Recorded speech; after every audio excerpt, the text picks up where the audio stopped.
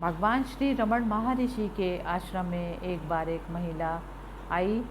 अवसर देखकर वह भगवान के पास पहुंची और बेधड़क बोली, स्वामी, मेरी केवल एक ही इच्छा है कि मैं यह बता सकती हूँ? हाँ, भगवान ने कहा, आप क्या चाहती हैं? मैं मोक्ष चाहती हूँ। भगवान ने कहा, ओ, क्या ऐसा है?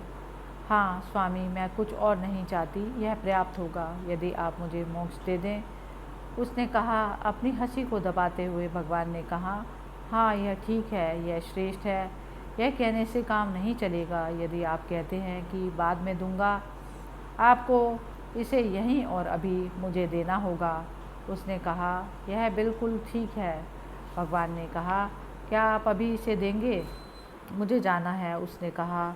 भगवान ने सिर हिलाया। जैसे ही कक्ष से वह बाहर गई, भगवान की हंसी फूट पड़ी।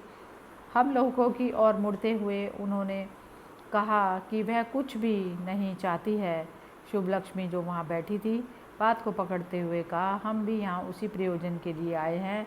हम कुछ और अधिक नहीं चाहते। आप यदि सभी चीज़ों का त्याग कर देते हैं तो जो बचता है वह मोक्ष है। यह वह सदैव है।